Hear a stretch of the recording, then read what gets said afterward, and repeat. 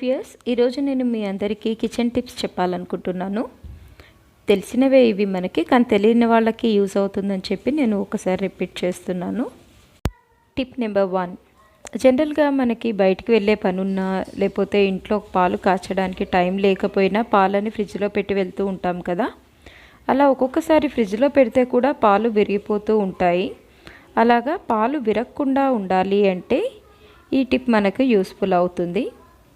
చూడండి, ఇప్పుడు నేను చూపిస్తున్న విధంగా ఈ పాలని మనం కొన్ని చిన్న గిన్నెలోకి తీసుకొని టెస్ట్ చేద్దాం. చిన్న గిన్నెలోకి పాలు తీసుకొని కాచి చూద్దాము. ఈ పాలు చూడండి ఇలాగ విరిగిపోయాయి కదా.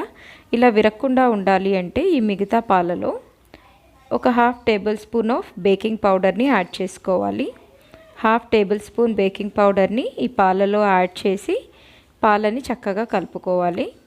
ఇలా మిక్స్ చేసిన పాలని కాచుకోవడం వల్ల ఈ పాలన్నవి మనకి ఇరగకుండా చక్కగా ఉంటాయి.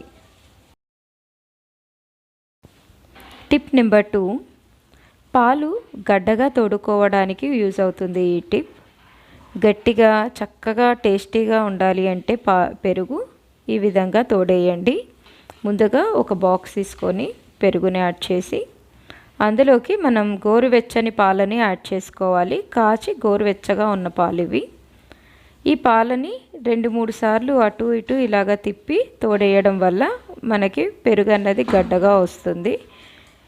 అండ్ ఆల్సో అంతేకాకుండా ఈ పాలని మనం ఎయిర్ టైట్ బాక్స్లో పెట్టి తోడేయాల్సి ఉంటుంది.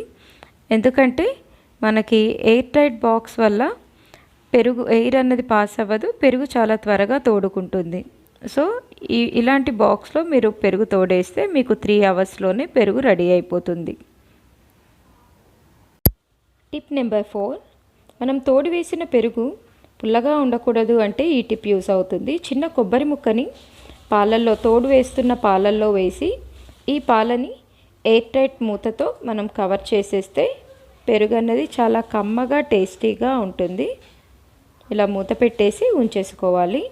అంతేకాకుండా శీతాకాలంలో పెరుగు చాలా లేట్గా తోడుకుంటుంది కదా. అలా కాకుండా మనం ఒక చిన్న ఎండుమిర్చిని ఈ తోడు వేసిన పాలల్లో వేసి మూత పెట్టేసి ఉంచితే పెరుగు అన్నది ఎంతో త్వరగా మనకి రెడీ అయిపోతుంది. నార్మల్గా వేరే సీజన్స్లో అయినట్టే 3 to 4 అవర్స్లో మనకి పెరుగు అన్నది రెడీ అయిపోతుంది. ఇలా ఎండుమిర్చి వేసి మూత పెట్టి మనం పక్కకి ఉంచుకోవడం వల్ల. చూడండి పెరుగు ఎంత చక్కగా రెడీ అయిందో కదా గడ్డగా. నెక్స్ట్ ఈ వెల్లుల్లి పొట్టును మనం ఈజీగా తీసుకోవడానికి ఉపయోగపడుతుంది ఈ టిప్. ఈ రెమ్మలను ఇలాగా విడతీసుకున్న వెల్లుల్లిపాయ రెమ్మలను ఒక చిన్న గిన్నెలోకి గోరువెచ్చని నీరు తీసుకొని ఈ రెమ్మలను ఆ గోరువెచ్చని నీటిలో వేసుకోవాలి. ఇలా వెల్లుల్లిపాయలను ఆ గోరువెచ్చని నీటిలో ఒక 10 నిమిషాల పాటు ఉంచుకోవాలి. 10 నిమిషాల తర్వాత ఈ పొట్టుని చాలా ఈజీగా మనం ఒలిచేసుకోవచ్చు, ఇలా తీసేసుకోవచ్చు. ఇలా తీసుకోవడం వల్ల మనకి వెల్లుల్లిపాయ పొట్టు ఎంతో ఈజీగా వచ్చేస్తుంది. ఒకవేళ మీకు రాకపోతే నైఫ్ సాయంతో తీసేసుకోండి. చూడండి ఎంత చక్కగా వెల్లుల్లిపాయలు పొట్టు ఒలిచేసుకున్నాము కదా. నెక్స్ట్ టిప్, ఫ్రిడ్జ్లో మనకి బ్యాడ్ స్మెల్ వస్తుంది అనిపిస్తే ఒక చిన్న గిన్నెలో బేకింగ్ సోడాని తీసుకొని బేకింగ్ సోడాని వేసిన గిన్నెని మనం ఫ్రిడ్జ్లో ఒక మూలకి పెట్టుకోవాలి. ఇలా మూత లేకుండానే ఉంచుకోవాలి. ఇలా పెట్టడం వల్ల ఫ్రిడ్జ్లో ఉన్న బ్యాడ్ స్మెల్ అంతా ఈ బేకింగ్ సోడా అబ్జార్బ్ చేసేసి మనకి ఫ్రిడ్జ్ని ఫ్రెష్గా ఉంచుతుంది.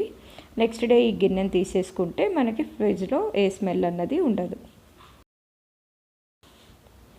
నెక్స్ట్ టిప్, డ్రై ఫ్రూట్స్ ఎక్కువ రోజులు నిల్వ ఉండాలి అంటే ఎయిర్ టైట్ ప్లాస్టిక్ బాక్స్లో మనం డ్రై ఫ్రూట్స్ని వేసుకొని మూత పెట్టుకొని ఈ బాక్స్ని ఫ్రిడ్జ్లో పెట్టుకొని స్టోర్ చేసుకుంటే ఎన్ని రోజులైనా కూడా మనకి డ్రై ఫ్రూట్స్ అన్నవి పాడవకుండా ఫ్రెష్గా ఉంటాయి.